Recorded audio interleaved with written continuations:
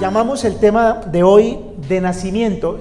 Vamos a leer un primer versículo de lo que hoy tenemos preparado y les cuento por qué lo puse de nacimiento. Por favor, vamos a una historia muy conocida en el Evangelio de San Juan, en el capítulo 9. Vamos a ubicarnos a partir del verso 1.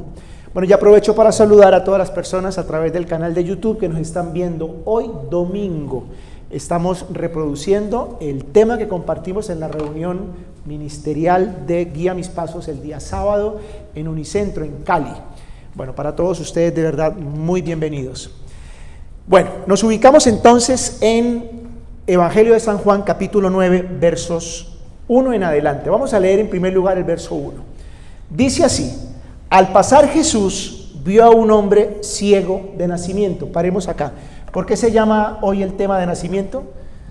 Pues porque Jesús pasó y vio a un hombre ciego de nacimiento, ¿ok? Pero esa expresión de nacimiento me hizo acordar muchas cosas de mi niñez, de mi infancia, porque yo recuerdo que si por la casa pasaba alguien, por ejemplo, pasaba un bobito, en aquella época en todo barrio había un bobito, yo no sé por qué hoy o no se ven o no sé, pero había un bobito, ¿sí? Entonces uno pasaba el bobito y uno le preguntaba a la abuela: abuelita, ¿y él por qué es bobito? Y la respuesta de la abuela es así de nacimiento, ¿sí? Es de nacimiento. Y había de pronto una señora con una malformación en la pierna, entonces ella pasaba y mamá, y esa señora, ella es así de nacimiento. Y eso era muy común en mi época. Yo sé que en la época de ustedes no, que todos son muy jóvenes, pero en mi época sí era muy común. Era así de nacimiento. Solo que eso se fue quedando en la jerga de los muchachos, y entonces cuando queríamos hacerle bullying a alguien, que en esa época no se llamaba bullying, simplemente queríamos molestarle la vida, le decíamos: no, él es así de nacimiento, ¿no? ¿Y por qué es tan cabezón? Es de nacimiento, ¿sí? ¿Y por qué es tan narizón? Es de nacimiento, ¿no? ¿Y por qué es de nacimiento? ¿Y por qué tiene coto? Coto es, en Bucaramanga le decíamos coto a esto, ¿no? ¿Cómo se llama aquí? Bozo. Bueno, allá coto, ¿no? Cotudo. ¿Y por qué es cotudo? Es de nacimiento, ¿no? Y esa expresión de nacimiento, ¿a qué nos amarra? A un hecho insalvable. Es de nacimiento. O sea, así quedó, ¿sí? No se puede hacer nada, porque es de nacimiento, ¿sí? No, ese es tonto de nacimiento, ese es así, es de nacimiento, ¿sí? Este personaje de la historia dice que Jesús pasó, lo vio y era ciego de nacimiento, ¿sí? Era ciego de nacimiento. Bueno, pero ahora sí quiero hablar ya en serio del tema del es de nacimiento, que significa una condición con la cual nacemos. Y hay condiciones que nosotros no determinamos, que nosotros no elegimos, pero nacemos así. Factores que podemos decir son factores heredados, los heredamos. Cuando recibimos una herencia, significa la herencia algo que yo recibo, que no trabajé, algo que yo tampoco busqué, sino que simplemente la recibo, ¿sí? En términos económicos y legales, ¿cómo se llaman ese tipo de herencias, ese tipo de dineros que yo puedo recibir como herencia? Eso tiene un término, los contadores. Una ganancia ocasional, ¿cierto? Que quiere decir es algo que yo no lo trabajé, lo heredé, ¿ok? Bueno, pero asimismo heredamos condiciones, situaciones de tipo genético, por ejemplo, cuando tiene que ver con, por ejemplo, algo físico, ¿sí? Yo nací con este pelo, claro, es de nacimiento, o sea, yo no me lo aliso, soy así de nacimiento. ¿Estamos de acuerdo? Mi color de piel es así, es de nacimiento, yo nací así, no hay nada que hacer. ¿Estamos? Factores heredados que tienen que ver con lo físico, en este caso, ciego, a un tema de salud. Por ejemplo, en mi casa hay una tendencia heredada a la diabetes. Mi mamá es diabética. ¿Y mi mamá por qué es diabética? Porque el abuelo, papá de mi mamá, era diabético, de hecho se murió de diabetes a los 64 años, la diabetes ya lo acabó y él se murió. Hay un factor heredado, lo heredamos. Yo nací así, o sea, de nacimiento. ¿Estamos de acuerdo? Factores físicos heredados. Pero también hay otros factores que son factores culturales, sociales, económicos. Hombre, yo nací en una familia de escasos recursos, donde las condiciones eran demasiado precarias. Yo no escogí nacer ahí, yo nací ahí. O sea, digamos, en términos muy prácticos, soy de escasos recursos de nacimiento. ¿Estamos? Nací en esa condición.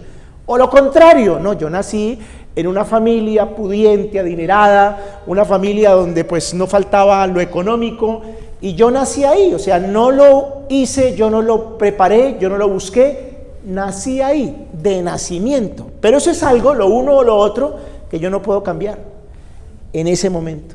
Nacimos en esas condiciones. ¿Estamos de acuerdo? Temas de tipo entonces que podríamos llamar temas heredados, que nosotros no elegimos. O por ejemplo, hay unos temas de tipo comportamental, la herencia de los temperamentos, ¿sí? Somos de temperamento acelerado, mandón, ¿correcto? Y a ese tipo de temperamento nosotros sabemos que hay un factor genético que influyó. Mi mamá era así, mi papá era así, el abuelo era así, o la suma genética de uno y de otro dio como resultado ese temperamento. Yo soy así de nacimiento. O por el contrario, no, yo soy más calmado, más romántico, soy más analítico, ¿sí? ¿Y por qué el otro no es así o por qué la otra? Porque es que yo de nacimiento soy así. ¿Estamos? Son factores heredados de nacimiento. Como el ciego, que era ciego de nacimiento, usted puede ser bravo de nacimiento. Usted nos explica, ¿pero por qué soy así? De nacimiento. ¿Estamos? Podemos tener algunas cosas, algunas condiciones que no elegimos, pero que están allí. Pasemos al versículo 2, por favor. Lean conmigo. Dice así: y le preguntaron sus discípulos, diciendo, Rabí, ojo con esto, ¿quién pecó, este o sus padres, para que haya nacido ciego? Paremos acá, porque es que esta pregunta es muy importante y hay que entenderla espiritualmente. Nació ciego, pero vienen los discípulos y le dicen, Rabí, ¿quién pecó, este o sus padres, para que haya nacido ciego? Y entonces ellos abordan otro elemento que ya no es el elemento heredado en lo físico, en lo comportamental, en lo social, sino abordan un elemento de tipo religioso. ¿Y por qué religioso? Porque la ley de Moisés, entonces nos trasladamos muy atrás en la Biblia, hablaba acerca de unas cosas, elementos, ataduras, maldiciones que se heredaban de los padres a los hijos. Y por eso la pregunta de ellos, ¿quién pecó? ¿Este o sus padres? Porque si el ciego era de nacimiento, pues hay que reconocer y ya descartar que el pecado no era de él, porque él nació ciego, pues ni modo que pecara antes de. ¿Estamos de acuerdo? Pero ellos hacen alusión a eso porque la ley de Moisés hablaba al respecto. Por favor, acompáñenme a la ley de Moisés. Vamos a el libro del Éxodo, por favor, capítulo 20. No me pierdan de vista la historia porque regresamos acá. Éxodo capítulo 20, versículo 5.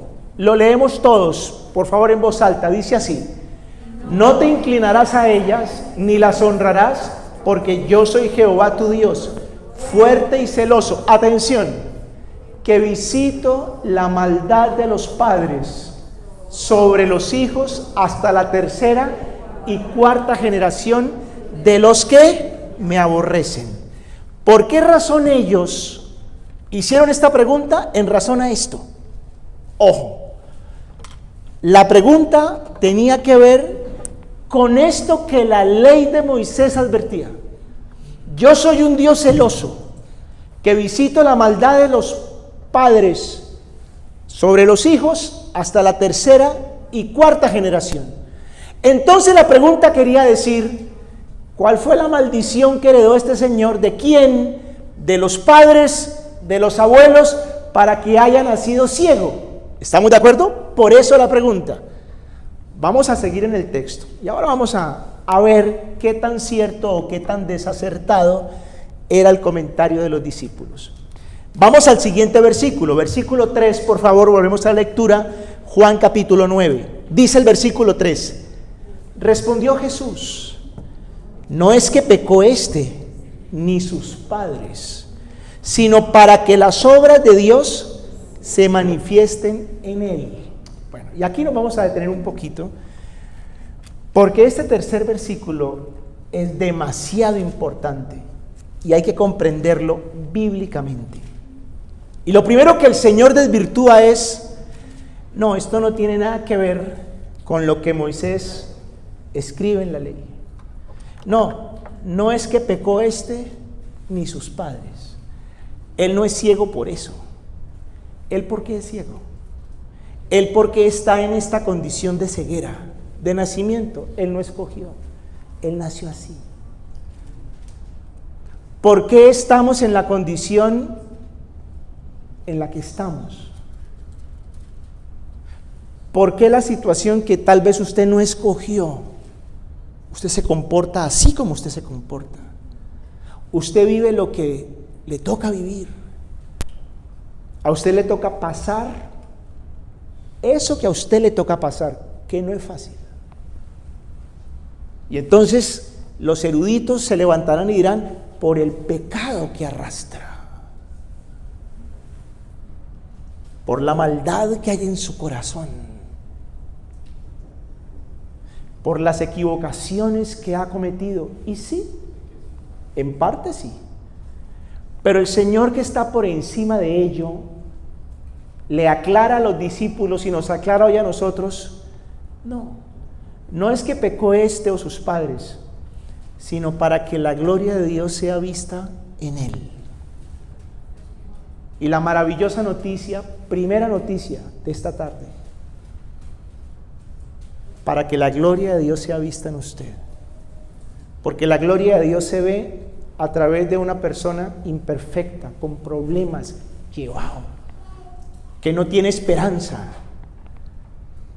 Porque yo con emoción tengo que decir, me quedo callado ante el Dios de Jorge, que llenó 4 o 5 camiones de aguacatejas sin echarle un bendito coso de todo lo que él tiene que colocarle para que eso produzca.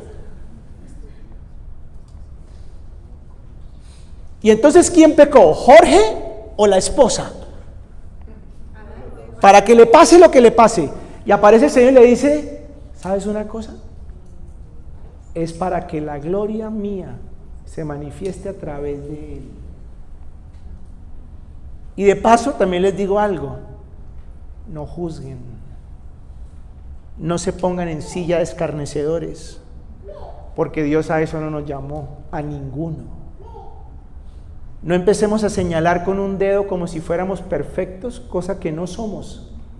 Eso le pasa por calabaza, eso le pasa por...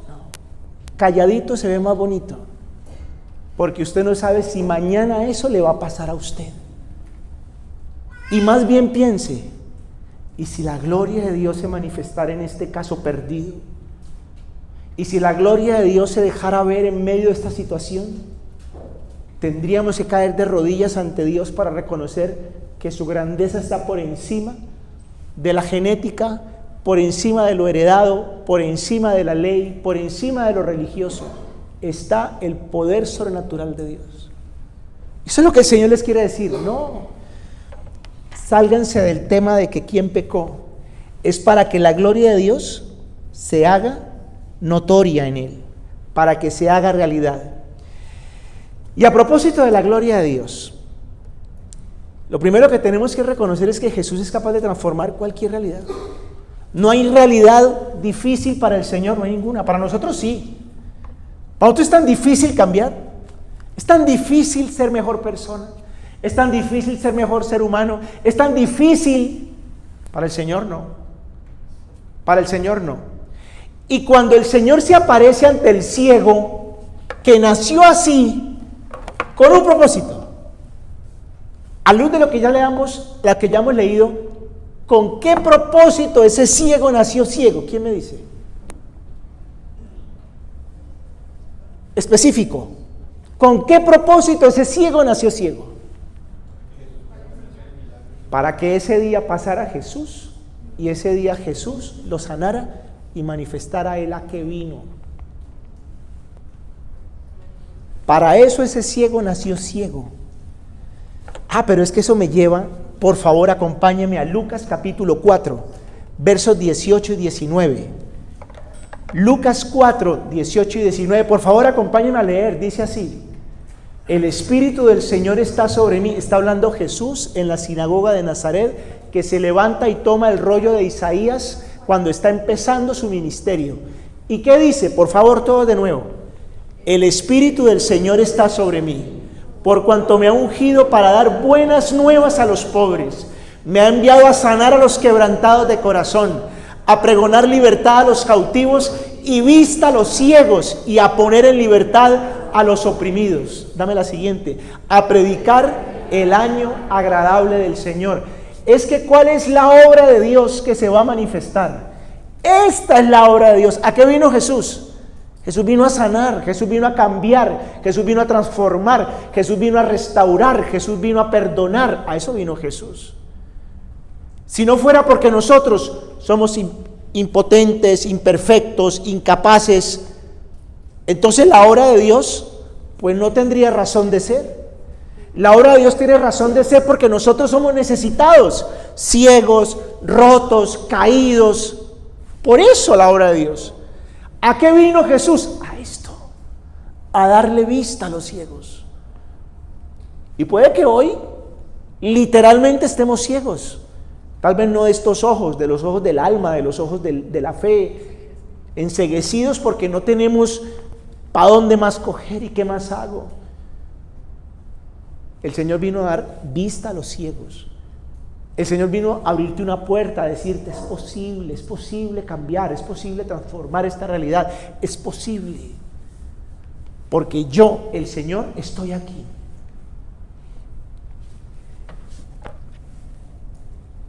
Para ver la obra del Señor. Por favor, el versículo 5, volvamos a nuestra historia, Juan 9. ¿Qué dice el 5? Que complementa el 4. Entre tanto que estoy en el mundo, luz soy del mundo. La obra del Señor, Él vino a hacer su obra, a sanar. Pero su obra tiene que ver con la luz. La luz aclara las tinieblas, lo que está escondido. Y yo pensaba, leyendo esto, decía: Señor, ¿cuántas cosas hay en el corazón que necesitan tu luz? ¿Cuántas cosas tengo en mi vida que necesito que sean aclaradas por tu luz?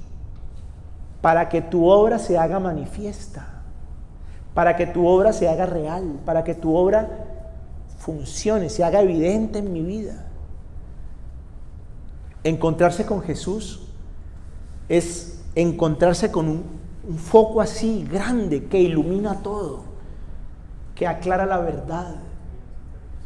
Y le voy a pedir algo, de verdad, deje que la luz de Dios le diga la verdad. Lo peor que nos puede pasar es decirnos la mentira.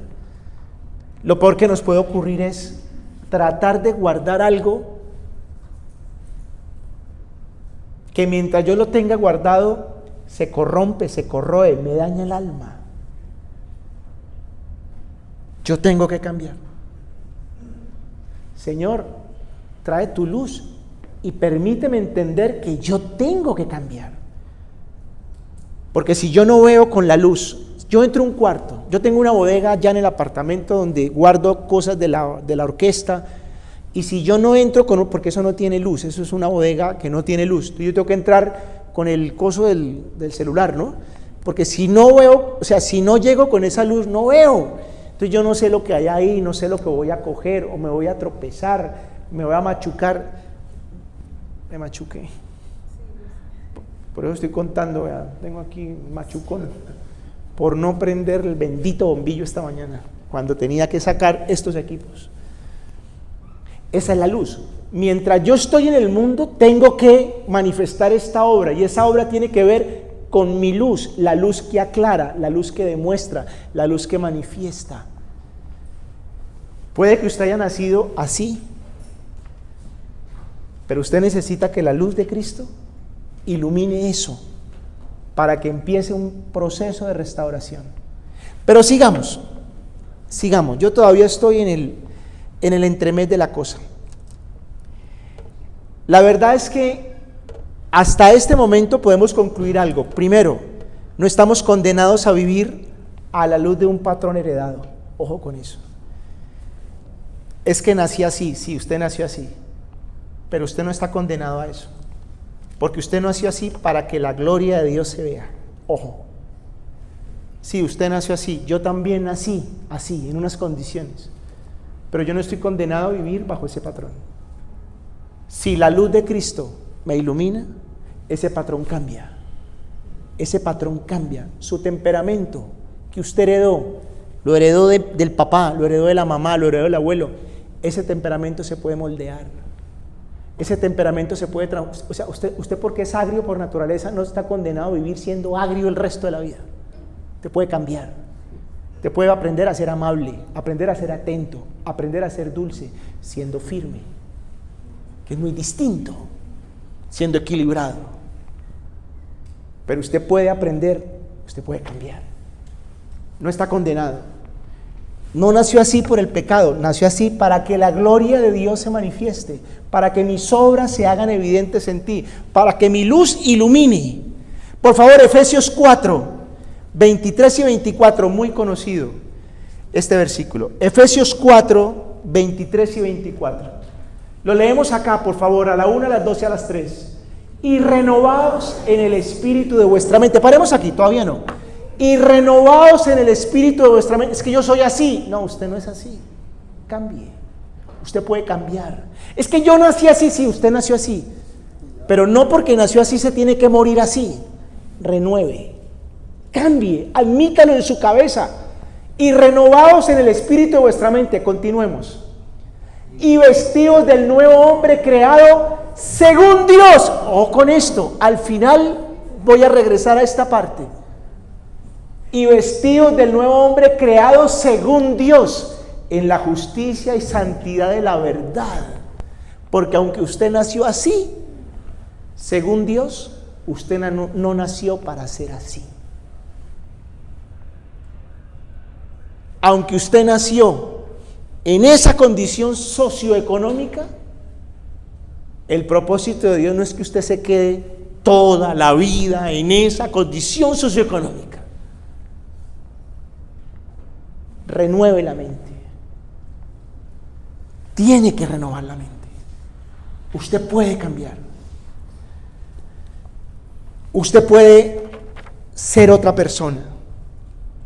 Pero nos quedamos con el tema de la herencia espiritual, ¿se acuerdan? ¿Quién pecó? ¿Este o sus padres? Pero es que la ley decía que Dios es celoso y que visita la maldad de los padres sobre los hijos hasta la tercera y cuarta generación. Y entonces, ¿qué hacemos con ese pedazo? Porque ese pedazo está escrito en la Biblia. Muy bien. Pero Jesús aquí dice, no, es que no fue que pecó el papá ni la mamá. Y con eso está diciendo, no es por eso. Y la Biblia nos lleva al libro de Ezequiel. Por favor, vamos a Ezequiel. Capítulo 18. Ezequiel capítulo 18. Versículo 20. A ver, despacito y con buena letra lo vamos a leer todos. ¿Cómo dice? El alma que pecare, esa morirá. El hijo no llevará el pecado del padre, ni el padre llevará el pecado del hijo. La justicia del justo será sobre él, y la impiedad del impío será sobre él. Y entonces aquí, ¿qué hacemos? ¿Se contradice la Biblia? Pero si es que allá nos decía que Dios es Dios celoso, que visita la maldad de los padres hasta la tercera y cuarta generación. Pero aquí dice que cada niño con su boleta. Lo que dice aquí. Que la maldad del hijo la paga ¿quién? El hijo. Y la maldad del padre la paga el padre. Y que cada uno es responsable de lo que decide. Ojo con esto. Lo cual no desvirtúa lo que en el Éxodo leímos. Porque evidentemente, vamos a hacerlo práctico. Yo soy un alcohólico. De cantina en cantina, de bar en bar, todos los días. Y entonces mi hijo, que tiene 8 años, a la edad de los 8 años, era mandado por la mamá a que fuera a buscar al papá, porque el papá estaba enlagunado, perdido. Entonces llega el hijo de 8 años. Papito, usted otra vez ahí tirado de barriga, borracho, papá. Y el papá, tome, mijo, para que sea macho. Tome. Papá, vamos a la casa. Tome, mijo, vuélvase, hombre. Pregunta, ¿ese muchacho tiene mayores probabilidades de aprender el alcoholismo del papá que un muchacho que nunca vio esa escena en la casa? Por supuesto, por cálculo de probabilidades, él va a tener mayores probabilidades, perdóneme la redundancia, de heredar una conducta, que es el alcoholismo y las consecuencias que eso trae. Segunda pregunta, ¿ese niño está condenado a ser alcohólico? No. ¿Por qué? Porque el niño, algún día, él se va a parar enfrente de dos posibilidades. Voy a hacer lo que hizo mi papá, habiendo visto, lo que genera lo que hizo mi papá, o yo voy a hacer lo contrario. Y eso se llama el uso de la razón. El uso de la razón. Entonces, cuando en Éxodo decía o dice, es que yo visito la maldad de los padres sobre los hijos hasta la tercera y cuarta, pues por supuesto, porque eso afecta. Pero claro que afecta, mi error afecta a mis hijos, pero por supuesto, ¿quién lo va a negar? Pero es obvio que lo afecta. Pero no determina, porque cuando Cristo viene y dice, es que yo he venido para que ustedes tengan vida y la tengan en abundancia, ¿a quién se lo dijo? Al hijo que no tuvo un papá o una mamá que supuestamente lo condenó a ello, y solamente se lo dice a quienes tuvieron ancestros que nunca pecaron. Entonces no lo dijo a nadie. Por cuanto todos pecaron y están destituidos de la gloria de Dios. ¿A quién se lo dijo entonces? A todos. ¿Y eso qué significa? Que sí es posible vivir una vida de bendición. Así el error de mis ancestros esté presente. Claro que es posible, porque usted determina. Eso es lo que está diciendo acá. Porque usted determina. Y en la Biblia hay 1.000.000 de ejemplos. Hay un hombre del que me fascina hablar, el rey Ezequías. ¿Y por qué me fascina hablar? Porque es que el rey Ezequías es el típico personaje que nació heredando una maldición desde todo punto de vista. Él no escogió nacer en la casa del papá que se llamaba Acaz, rey de Israel. Un tipo que llevó a la quiebra al país. Un tipo que se fue a los ídolos, que tenía dioses por todas partes, y fruto de su conducta llevó a la ruina a su pueblo. Y el tipo se muere, y Ezequías, siendo un joven de 20 y pico de años, le toca heredar el reino. En esas condiciones nació así. Nació así. Y quiero que por favor lo leamos. Vamos a 2 de Crónicas. Por favor, mucha atención a esto. Segundo de Crónicas, capítulo 29, vamos a leer desde el 6, vamos a leer varios versículos. Dice así, está hablando Ezequías a los sacerdotes y al pueblo, reconociendo lo que sus padres habían hecho. Ojo con esto. Y dice, porque nuestros padres se han rebelado y han hecho lo malo ante los ojos de Jehová nuestro Dios, porque le dejaron y apartaron sus rostros del tabernáculo de Jehová y le volvieron las espaldas. Continuemos. Y aún cerraron las puertas del pórtico y apagaron las lámparas, no quemaron incienso ni sacrificaron holocaustos en el santuario al Dios de Israel. Por tanto, la ira de Jehová ha venido sobre Judá y Jerusalén y los ha entregado a turbación y a execración y a escarnio, como veis vosotros con vuestros ojos. Y aquí nuestros padres han caído a espada, y nuestros hijos, nuestras hijas y nuestras mujeres fueron llevados cautivos por esto. Ahora pues, yo, el que nació así, he determinado, porque yo, que soy hijo de Acaz, que pecó, determino, porque tengo una capacidad que Dios no me quitó. Se llama el libre albedrío, la elección, la determinación. Yo determino que no voy a hacer lo mismo. Porque se necesita un dedo de frente para uno entender que ese camino fue malo y que esos pasos fueron equivocados. Y si aparte de todo, usted va al colegio, va a la universidad, tiene un grado y no es capaz de entender con un dedo de frente que usted tiene que cambiar, está fregado.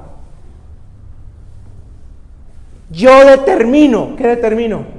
Hacer pacto con Jehová, el Dios de Israel, para que aparte de nosotros el ardor de su ira. Mire, ese es el Antiguo Testamento, este no es el Nuevo Testamento. Estamos en la ley todavía. Estamos en la ley todavía, no había venido Jesús. Y él dice, yo he determinado hacer pacto. Ah, pero ¿cuál es el problema? Que usted tiene que determinar hacer pacto con Dios. Que usted tiene que determinar buscar a Dios. Que usted tiene que determinar ir a su palabra. Que usted tiene que determinar levantarse a orar, papito. Porque si sigue levantándose a las 10 de la madrugada, cuando ya no hay tiempo de llorar, créame, no va a pasar nada, usted nació así. Y así se va a morir, lamentablemente. Usted tiene que determinar volver a Dios. Y el llamado de esta tarde, hoy, por favor, determine volver a Dios. Esto no es un tema retórico, esto no es un tema de religión, esto no es un tema del grupito no, esto es la Biblia. Esta es la palabra de Dios. Determine volver a Dios. Usted sí puede cambiar. Usted sí puede transformar una realidad. Porque para Él no hay nada imposible. Porque Él vino a eso. Esa es su obra. Traer la luz a donde hay oscuridad. Dar vista a los ciegos. Renovar una realidad. El día que les prediqué de los multimillonarios, a los que nacieron en una condición socioeconómica pobre, para Dios no es imposible enriquecerlo. Dios quiere enriquecerlo. Pero lo primero que usted tiene que hacer es cambiar aquí y tomar una determinación. Esta determinación. Vuelva a Dios. Y el ejemplo está ahí, en la Biblia. ¿Saben lo que pasó con el destino de él y de su pueblo? Dios bendijo a Israel como nunca antes lo había hecho. Dios prosperó a este hombre, lo defendió, Dios lo sacó adelante, Dios lo respaldó. Cuando él dijo esto, la gente se le burlaba. Y él dijo, de aquí en adelante vamos a hacer la reunión los sábados a las 5. Y la gente, usted está loco, ¿quién va a ir el sábado a las 5? Esos trancones. Y usted cuando hace reunión llueve. A usted lo llaman el Dios del trueno, porque cada vez que, sí, usted está loco, ¿quién va a ir por allá? Y el tipo pasó cartas para celebrar la Pascua, que hacía N años no la celebraban. Dijo, no la vamos a hacer. Y la gente la veía, se burlaba, se reía. Él dijo, la vamos a hacer. Y vino la gente. Y la gente que estaba aquí mal, trajo su ofrenda y restauraron el templo que lo habían acabado, lo habían cerrado, lo tenían hecho un muladar. Y restauraron de nuevo la obra de Dios. El pueblo volvió a Dios. Y cuando Dios llega a un pueblo, llega a un corazón, llega a una casa, llega a la luz, llega a su obra, las cosas cambian, las cosas se transforman. Y eso es lo que el Señor le quería decir a esta gente. Volvamos por favor a nuestra historia, Juan 9, versículo 6. Lo leemos todos en la Biblia, dice así: dicho esto, escupió en tierra e hizo lodo con la saliva y untó con el lodo los ojos del ciego. ¡Qué tierno! No, ¿verdad? Qué bello. O sea, uno lee esa historia y uno... ¿Cierto? Es tierno leyéndolo aquí. Pero vámonos a ver, usted viene a mí. Ay, líder, yo tengo un fuerte dolor de cabeza, tengo una jaqueca que me empieza por aquí y me sale por acá. Y entonces yo le digo: hija mía, voy a orar por ti. Entonces yo llego y escupo, me toca bastante porque tengo que coger tierra de esa mata, hacer lodo, entonces me toca escupir bastante, o sea que me toca llamar la saliva. ¿O no? Pero ¿para qué hace esa cara si es que eso fue lo que tuvo que pasar? O Jesús hizo y salió como una llave de agua, escupió tanto como para hacer lodo. Piensa en eso. Uy, bueno, no hago el gesto, pero y hasta que hizo una masita y entonces se la puso. Entonces yo vengo a ver, ay, tan bello el líder, cómo escupe de bello. Esas babas son santas las del líder. ¿A dónde? Usted, líder, no me quiera tanto, mejor dejémoslo así. Ya se me pasó. Oiga, usted tiene un poder, solo con mirarme me sané. Pero es que la Biblia no se escacha en nada, mire. Y yo pensaba, ¿por qué lodo? Y es que la mayoría de las sanidades, si usted se da cuenta en el Nuevo Testamento, la mayoría de las sanidades que Jesús efectúa no ocurren como uno piensa o pensaría que ocurrieron.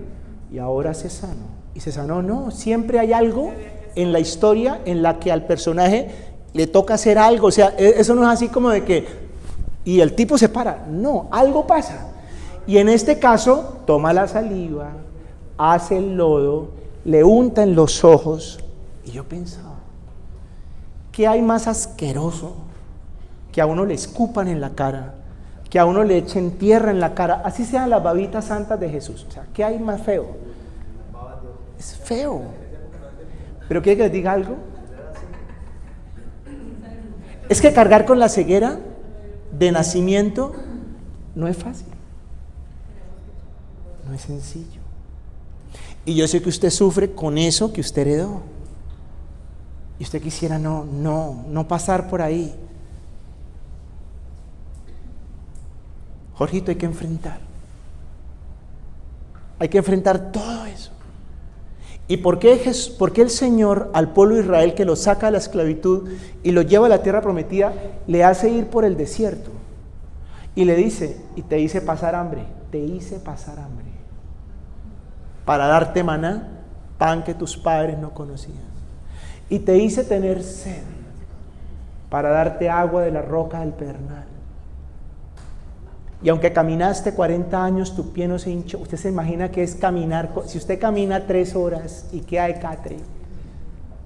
Ay, me duele. Y ay, un masaje. Caminando todos los días en el desierto. Y tu pie no se hinchó. Y tu vestido no envejeció. Y pasaste por todo eso, dice, para a la postre hacerte bien, para manifestar en ti mi poder. No, la ceguera no es fácil. Eso que usted está viviendo no es fácil, pero hay que enfrentarlo. No huya, no salga corriendo, enfréntelo. Eso significa el lodo. Vaya, póngale la cara. Mañana, domingo. El lunes, bueno, es festivo. el martes ponga la cara. Vaya, enfréntelo. No puede salir corriendo. Aunque es desagradable, hay que enfrentarlo. Eso significa el barro, el lodo, la saliva. Eso significa. Hay que enfrentarlo. Pero luego dice, versículo 7, y le dijo: ve a lavarte en el estanque de Siloé, que traducido es enviado. Fue entonces, se lavó y regresó bien. Asuma. ¿Y luego qué tiene que hacer? Vaya y lávese. Asuma. Y ahora hágame el favor y haga lo que usted tiene que hacer. Vaya y restaure a la persona. Vaya y toque la puerta que usted tiene que tocar. Vaya a la finca. Vaya al tipo que le va a vender o que le va a comprar. Vaya. Porque si usted no va, no va a pasar nada. Porque usted tiene que actuar. Y vuelvo otra vez al tiempo de la conquista. Pasados los 40 años del desierto, el Señor pone enfrente de Jericó al pueblo, le da una estrategia para derribar la muralla. ¿Se acuerdan? Una estrategia loquísima, que era darle 7 vueltas a las murallas y luego meter un grito, y entonces las murallas se cayeron, ¿no? Pero cuando se caen las murallas, la conquista no estaba efectuada, tocaba entrar. Entonces Él les dice: y ahora que caen los muros, ustedes van a marchar derecho y hacia adelante, queriendo decir: vayan, papitos, y tomen la tierra, porque ellos no van a salir entregados con las manos arriba. Nos rendimos y de rodillas. No van a hacer eso. Cuando se caigan las murallas, ellos van a estar esperándolos así, vea, con arco, flecha, con lo que sea, con los dientes, se van a defender contra todo. Suban, vayan derecho y hacia adelante. Hay que marchar, hay que actuar, hay que moverse. Ay, pero es que yo nací tímido. Usted ora, y después de orar, va y habla, va y lo hace, porque eso es lo que el Señor le dice: vaya y lávese. Y entonces el tipo fue, se lavó y dice, y regresó viendo. Milagro.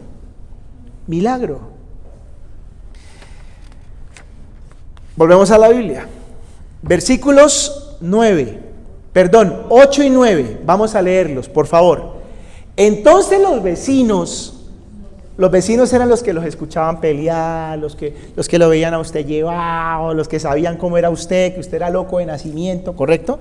Los vecinos y los que antes le habían visto que era ciego, decían: ¿no es este que se sentaba y mendigaba? Unos decían: él es, y otros: a él se parece. Y él decía: yo soy. ¿Y por qué este aspaviento? ¿Qué creen ustedes? ¿Por qué? ¿Por qué se generó esto? Porque hubo un cambio, porque fue real, el tipo cambió. Oiga, este man era el que no puede ser. Oiga, pero es que es distinto, cambió. Como esta mujer no era la que nosotros. ¿Cómo cambió? Oiga, cambió.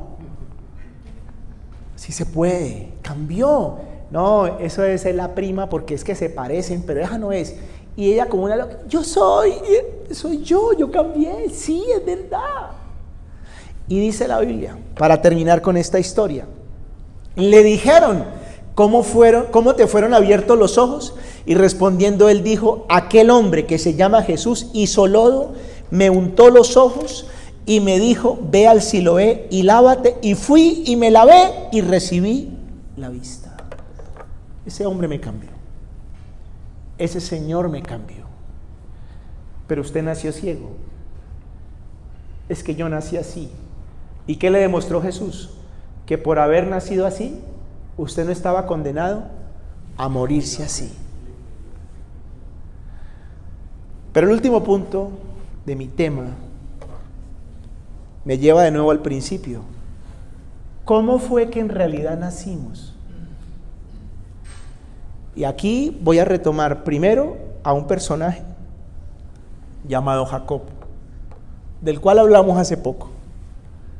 Él nació como nació, agarrado de la pata del hermano, Los papás lo criaron como usurpador y como ladrón. Y cuando se encuentra con Dios en el monte Peniel, Dios le deja ver lo que realmente Él quiso que fuera siempre. No, tu nombre no es Jacob, tu mamá se equivocó. Tu nombre es Israel. Eso es lo que yo quiero de ti. El propósito mío contigo no es que seas ciego. El propósito mío contigo es otro. Es este. Pero yo quiero que leamos 2 versículos para que entendamos realmente cómo es que usted nació. Solo que la falta de luz no lo ha dejado ver cómo es que usted nació. Por favor, primero vamos a leer Isaías capítulo 49, versículo 1. Isaías 49, 1. Lo leemos todos. Dice así: Oídme costas y escuchad pueblos lejanos. Jehová me llamó desde el vientre, desde las entrañas de mi madre tuvo mi nombre en memoria. ¿Cómo nací? Dios me miró, Dios te miró desde el vientre. Y por favor, ¿qué dice Jeremías? Vamos a Jeremías. Jeremías capítulo 1, verso 5. ¿Qué dice? Antes que te formase en el vientre, te conocí. Y antes que nacieses, te santifiqué. Y te di por profeta a las naciones. Y con esto quiero volverles a decir: no hay maldición que opere sobre usted. No hay maldición, no hay enfermedad. Antes que te formases en el vientre, te conocí. Y antes que nacieses, te santifiqué. Así nacimos. Y usted tiene que creerlo. Así nací. Y si yo creo eso, así voy a actuar. Así voy a vivir. Quiero volverles a decir algo que ustedes me escuchan aquí decir muchas veces. Aquí somos todos hombres y mujeres con las alas rotas.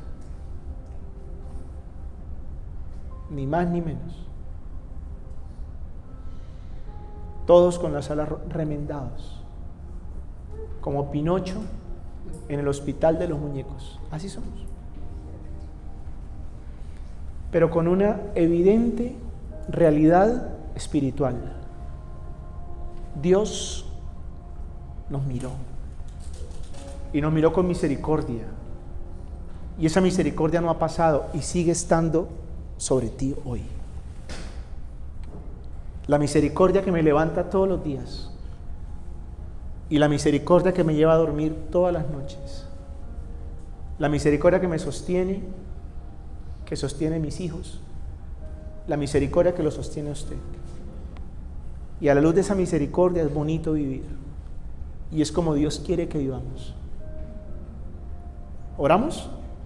Vamos a orar. Pongámonos de pie, por favor. Por favor, unos minutos para hablar con Dios. Unos minutos para venir delante de Él. Del mismo Jesús que pasó aquel día por el camino y se encontró con este hombre ciego de nacimiento.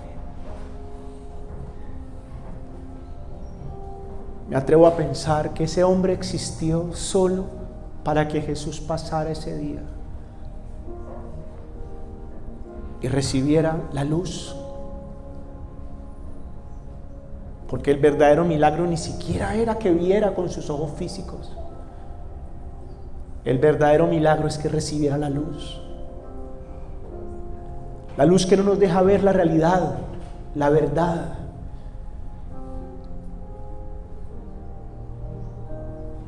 Que somos amados. Que somos apartados. La luz que nos saca de estar maldiciendo y renegando la vida, o de estar buscando siempre una excusa. La luz que nos hace reales, que nos hace evidentes en medio del panorama de la vida. Porque tal vez hasta hoy hemos estado escondidos, ocultos. Y usted busca esconderse para que no lo vean. ¿Por qué? Salga a la luz. Usted es una persona valiosa. Usted es una persona llena de talentos. Y hasta hoy siempre ha pensado que usted es así, porque así nació. Usted es tímido. Es que a mí no me gusta que la gente me mire. Es que a mí no me gusta hablar con la gente. Es que soy así. No, no es así. O sencillamente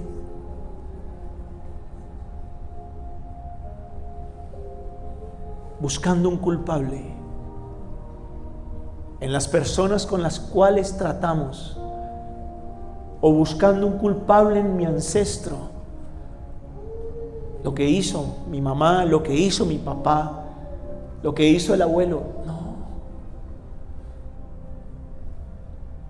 Hoy mire hacia atrás y mire con gratitud, porque de su ancestro recibió la vida. De su ancestro seguro usted recibió características en su temperamento, cualidades, aptitudes. Tal vez usted es bueno para las ventas, y ¿sabe por qué? Porque lo heredó de su abuelo, lo heredó de su papá, porque lo heredó allá atrás. No todo lo que heredó fue lo malo. Pero la verdadera herencia, la que tiene que mover su vida, no es la de la maldición. La verdadera herencia es esta que recibimos del Señor. El que se te aparece hoy a decirte: estoy aquí para que mi obra se haga real, se haga evidente. Porque yo vine para traer luz, para traer vista a los ciegos. Yo vine para restaurarte. Vamos, habla con el Señor. No hagas una oración cultural, religiosa. Habla con Dios. Tú lo necesitas. Aquí no estás por casualidad. Acércate, dile: Señor, ayúdame.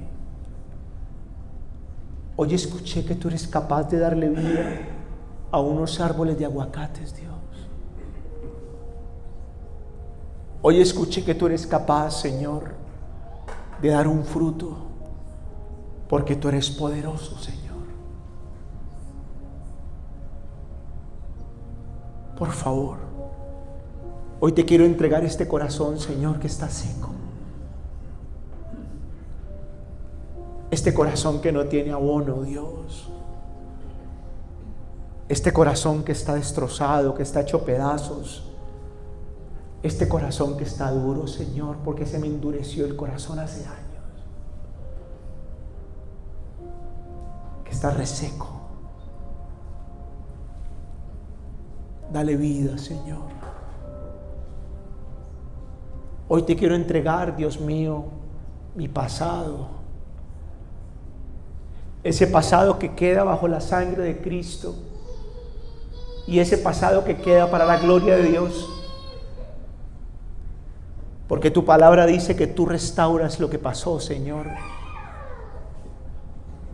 Y tu palabra dice que aquí tú haces de mí una persona nueva, Dios.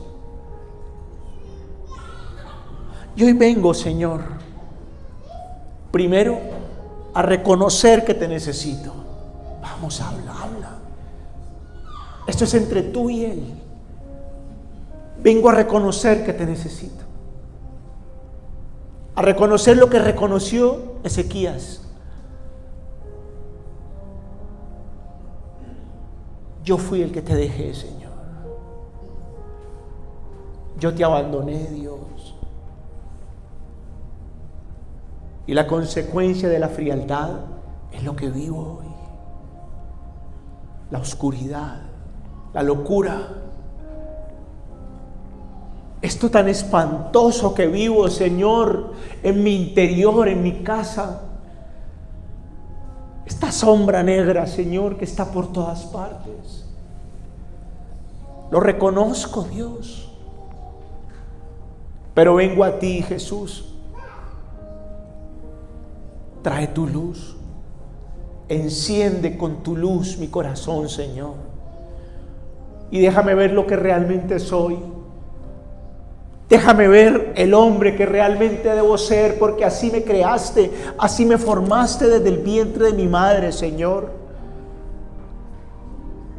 Déjame ver la mujer que soy realmente, porque fue como tú me diseñaste, Señor. Entrego mi vida en tus manos, Dios. Y te ruego, Padre, cámbiame.